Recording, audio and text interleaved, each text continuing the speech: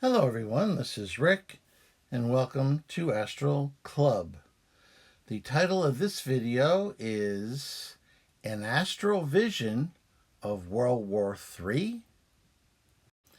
Before we get into that serious topic, I want to thank John Taylor, who is my newest Patreon supporter, who will support Astral Club, and he'll get his videos early on Tuesday, commercial free, and he'll have a direct email on the website Patreon to ask questions and send suggestions, and we can talk back and forth a little bit. So if you'd like to join John, along with the very many other great people who support Astral Club on Patreon, you'll find a link in the description. Now, anyone who's been following Astral Club for any length of time knows that not only do I like videos talking about astral projection, but I also like ones that have some spiritually uplifting theme to them. Recently, we went to hell together, otherwise known as the subastral. However, there we were able to rescue a soul who didn't deserve to be there. Her name was Mary, and we were able to take her out of that place and give her a second chance at a life on Earth. So even though there was negative aspects of these videos, there was a very positive one at the end. I also make videos that I know up front will cause some dissension. So many will like it, others may not like it as much, or they'll have criticisms. For instance, the video when I went to return to Amphibia with the mission to end sacrifice there, live sacrifice of amphibians. And I was able to go there, and without unduly interfering in their society, I was able to offer them the idea of a substitute sacrifice rather than an actual living one. Now, there was most people, I think, were behind that strategy, but there were some who criticized me on either end. Some people said, well, you should have just kept to the non-interference directive from Star Trek and just not gotten involved at all because it wasn't your business. On the other side, there was some that said, well, you should have just told them the whole truth, okay, that their gods are false, and that the reason the waters come down is because there's snowpack in those very far mountains, and when they melt in sufficient quantities, the water floods and comes down and has nothing to do with their rituals or anything else. So I know going in that just about any experience that I have, there's going to be folks on one end or another who will think I should have done it differently. And that's fine. You know, we live in the type of society where we have a lot of different minds. However, I consider every video that I put on this channel, I consider it carefully, because I realize that it might affect the lives potentially of thousands of people in any way from a minor way to perhaps a larger way. And I want to present videos that are uplifting. And the last thing I want to do in a stressful environment is to introduce more stress. Now, speaking of stress, my wife and I are in the process of moving. We have to move by the end of September.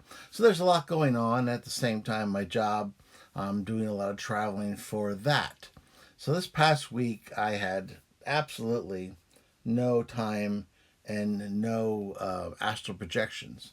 There's just been an awful lot going on in my mind. And so I actually considered, for the first time since I started this channel over 2 years ago, of just giving a miss, not having a video for this week. Instead, I went over and took a look at some of my older projections that I had never presented on this channel before for one reason or another. Now, there's this particular one that happened back in 2017, and this was a few years before I started Astral Club. It's a very intense experience, and it's one that I didn't go looking for. I was drawn to view this experience by some entity. I certainly was not looking for this experience. When I came back with this information, I only told one person, and I just kind of wrote it down and then I buried it because I just didn't feel good about sharing it. However, after reviewing this over and over in my mind and thinking about some of the comments and criticisms that I've had in the past, that perhaps I should just share this and then allow people to draw their own conclusions and decide for themselves whether whether it was something that I should have shared or I shouldn't have shared or whatever. And I know you people you're great. You'll certainly let me know what you thought, and I like that. I like the comments, and I even like the ones that aren't necessarily praiseworthy. As long as they keep it clean, it's fine with me. You can tell me what you think. So let's talk about this experience. As I recall, I was having a beautiful dream, and I became lucid in the dream, and I decided to leave my body. We've talked about this before, how lucid dreaming is a great way to leave your body. Once you become aware that you're dreaming, then I said one of my favorite things to do is to jump off of something, whether it be the top of a building or a cliff or whatever, while at the same time wishing to leave your body. And something about that wish and those sensations of falling that really go a long way to triggering an astral projection. So,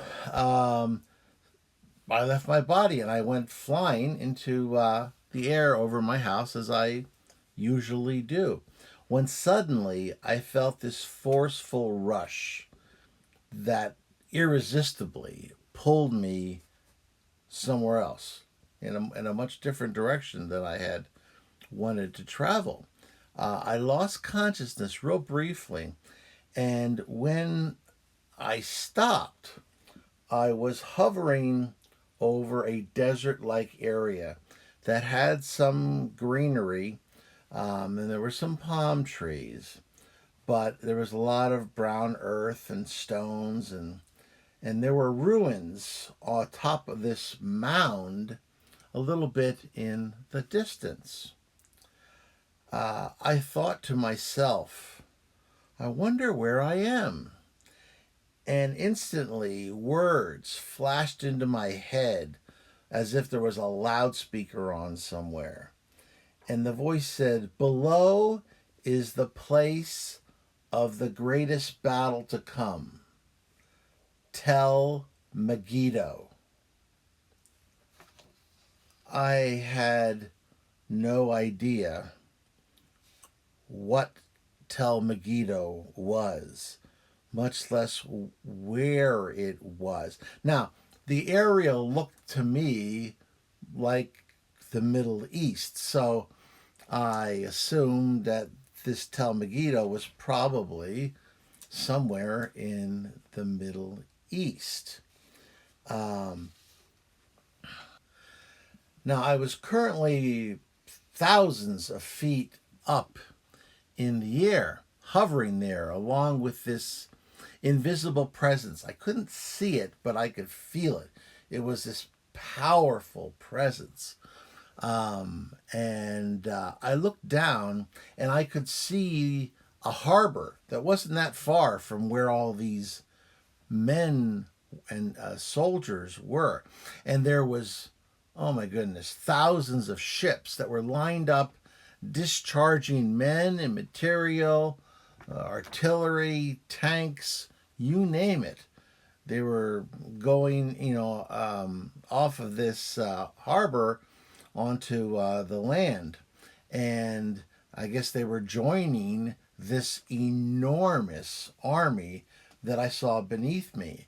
I mean, at first, from as far up as I was, it looked like there was a swarm of ants. But in actuality, when I focused down, it was more people than I ever saw in my life by quite a margin. And in my head, once again, I heard that below there is 1,000,000 men, 1,000,000 soldiers.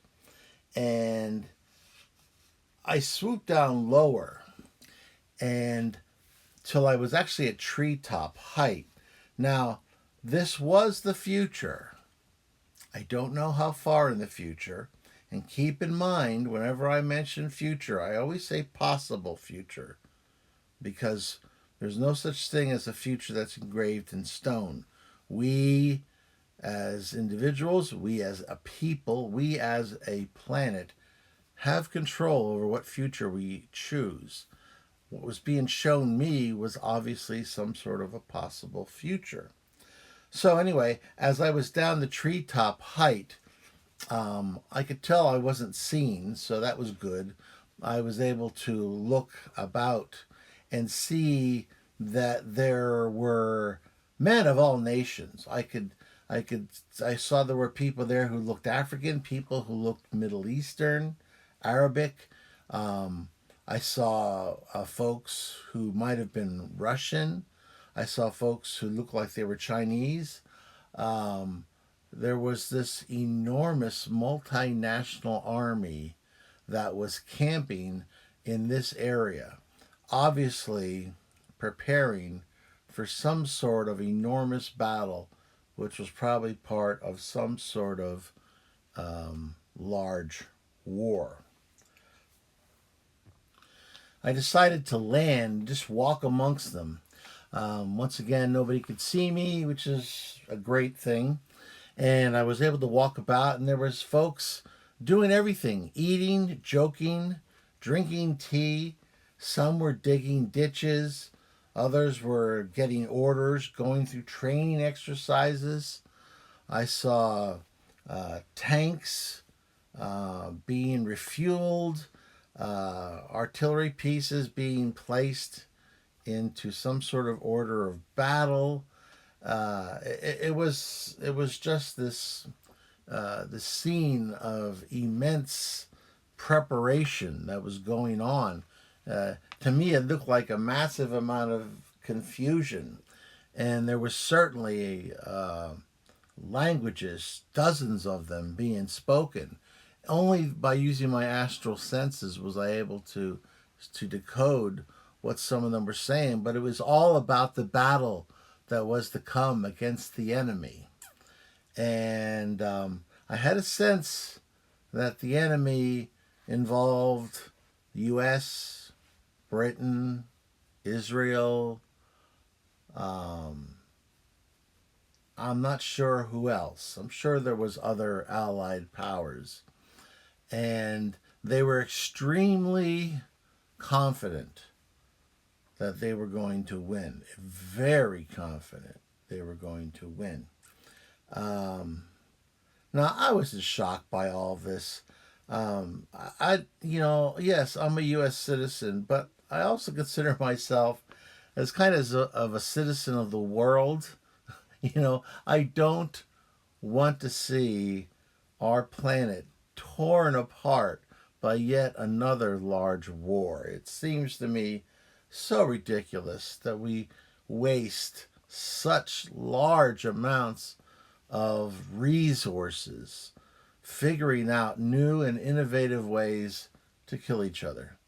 Now, I believe that this was further in the future because some of the weapons I saw uh, looked more advanced.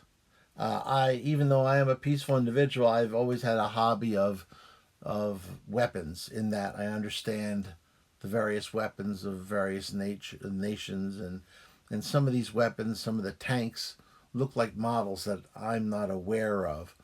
So I'm hoping that even though, of course, this is a possible future, that this is further in the future, if that possibility actually is chosen.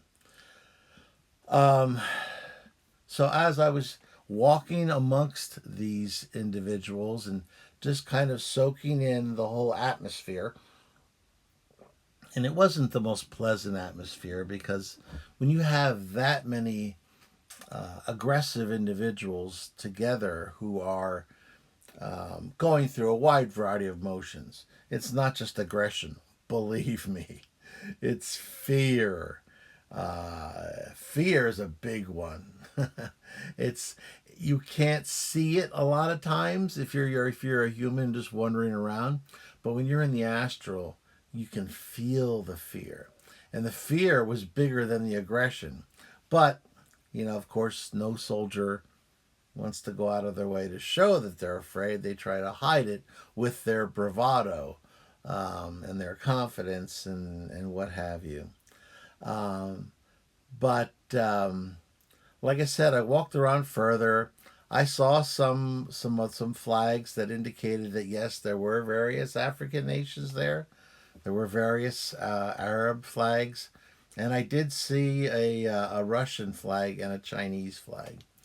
So they were there and they were present. And then once again, that presence that was next to me said, "This battle is to come and will consume 1,000,000 men in fire."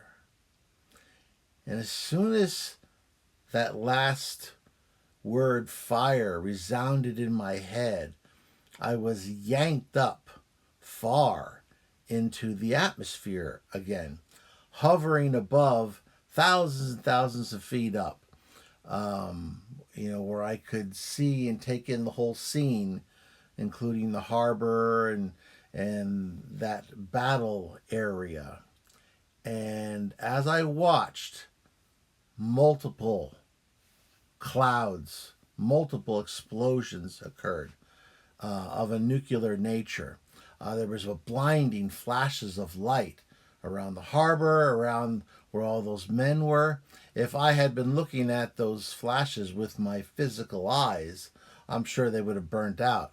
Luckily, my astral eyes don't have to worry about that. So then the mushroom clouds started to slowly rise into the air above those above the battlefield, above the harbor, and I could see with my astral eyes through all of this debris and what have you that there was massive devastation. And I don't have to tell you what happened to all those men who were beneath, who I had just walked among, not more than a few minutes ago. Uh, I was in shock because I could also, you remember that part of Star Wars where Obi-Wan Kenobi sensed that Alderaan had been destroyed, and he said that it was like a billion voices cried out and then they were suddenly silenced. That's what I felt in the astral. I mean, I heard 1,000,000 men cry out in pain and fear, and then that was it, silence. It was the most disturbing event of my life up until that point. So, after that, I returned to my body. The voice didn't say anything else to me. I hope you can understand why I didn't want to share this experience. I'm still torn. I know my wife, when I told her what I was going to do, she was uncertain that it was the wisest course of action. But I figured, well, let me share this. Let me emphasize it's a possible future. And let my Astral Club members decide for themselves how they want to handle this information. That it's not up to me to decide whether I should reveal it or not, most especially because I didn't seek it out. There was some power that showed it to me, and there must have been some reason why it showed it to me. So here I am sharing it with you. And one thing that did shock me when I returned to my body, before I wrote it down, I looked up the words Tel Megiddo, which meant, as you know, nothing to me. And they probably mean nothing to you, but when I looked them up, I found out that there is a Greek version of those words that I think most of us are a lot more familiar with. And that word is, that place is Armageddon.